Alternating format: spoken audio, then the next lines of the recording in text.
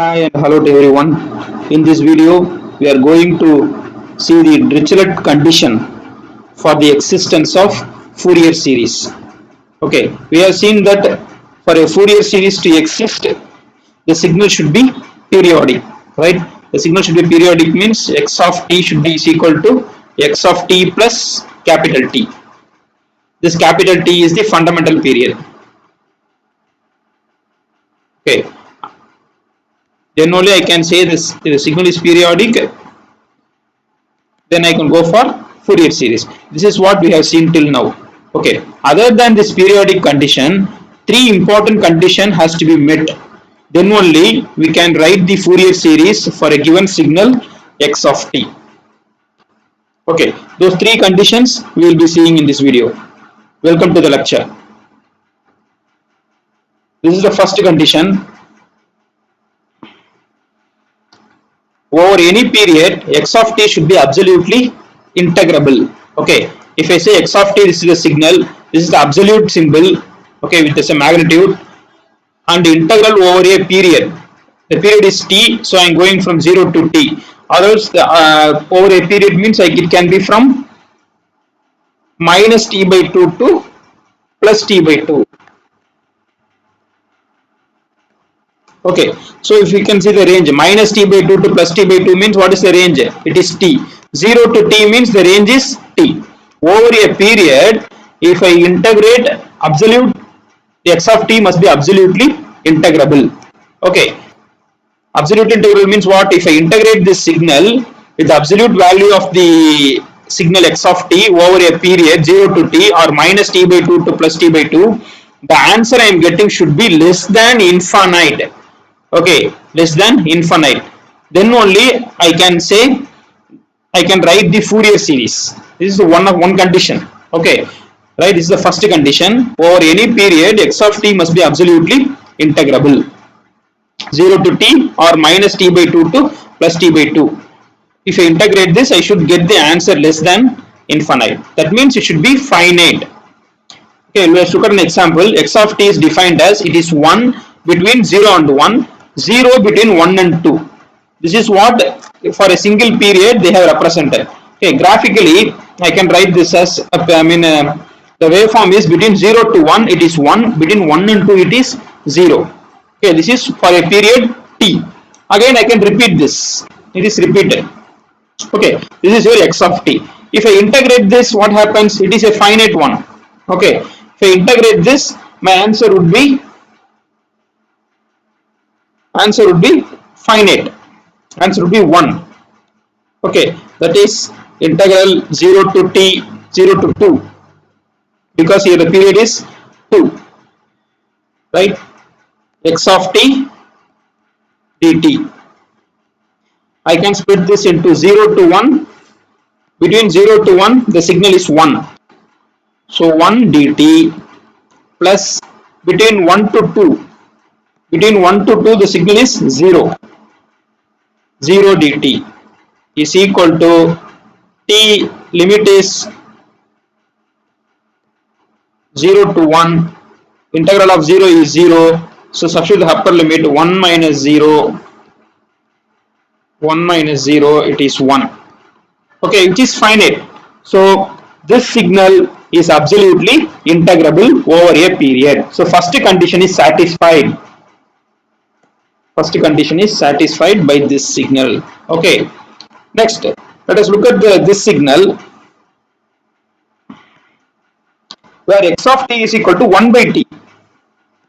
X of t equal to 1 by t between 0 and 1. Okay, if I put t as 0, 1 by 0 is infinite. It is going to infinite. I cannot draw infinite, so simply left it here, right?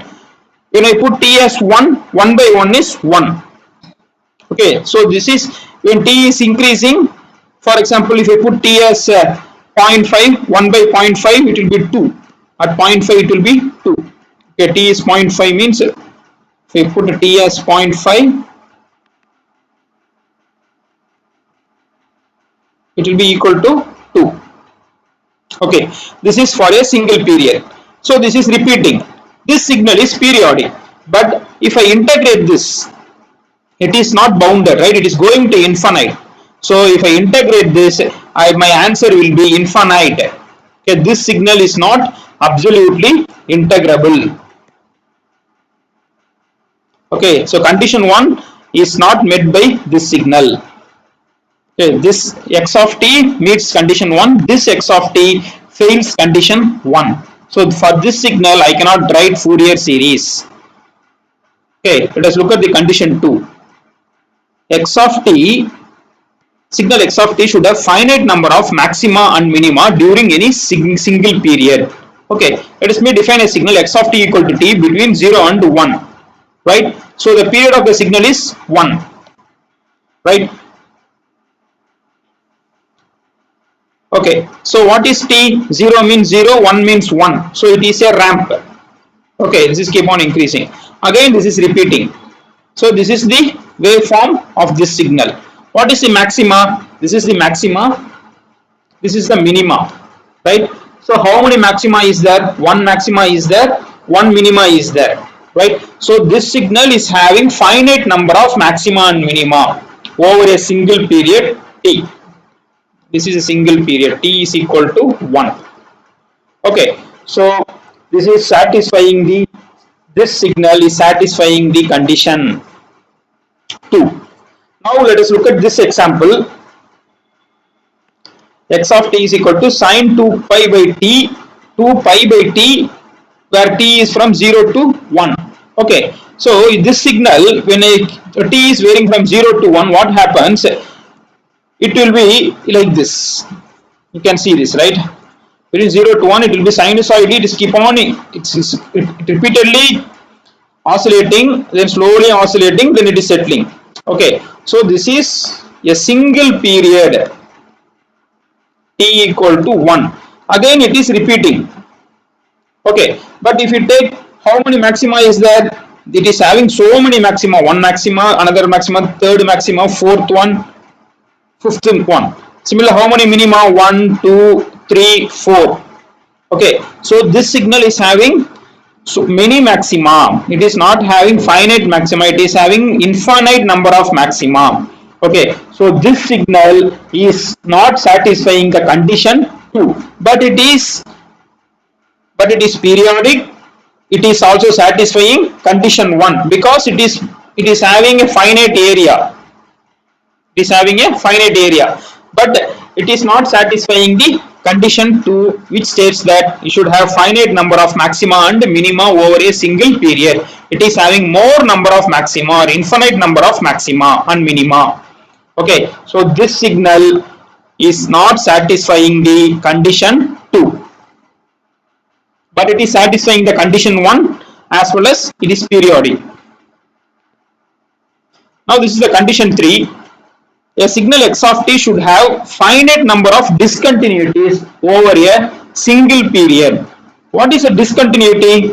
This is a discontinuity. A change is called discontinuity. This is one discontinuity. This is another discontinuity. This is another discontinuity.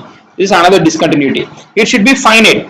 Okay, but this signal is having how many discontinuities? 1, 2, 3, 4. Keep on going, right? So it is having more number of discontinuities. So this signal is not satisfying the condition 3. Okay, so this signal doesn't have the periodic, this signal doesn't have the Fourier series. Okay, but it is satisfying the condition 1. It is having a finite area is finite, and a finite number of one maxima only it is having, and one minima only it is having, but it is having more number of discontinuities or infinite number of discontinuities. So this signal is not satisfying the condition 3. Okay, so for a Fourier series to exist, for the existence of Fourier series, all the three condition should be satisfied. All the three conditions should be satisfied. Then only x of t will have Fourier series. Okay, it's a very important concept, right? Dirichlet condition. Dirichlet condition is three conditions. First condition is it should be absolutely integrable. Second condition is finite number of maxima and minima. Third condition is finite number of discontinuities. All the three conditions should be satisfied. Okay, then only I can say this x of t will have the Fourier series. I hope you learned something useful from this lecture. Thanks for listening. Any doubts, please ask in the comment section. Jai Hind.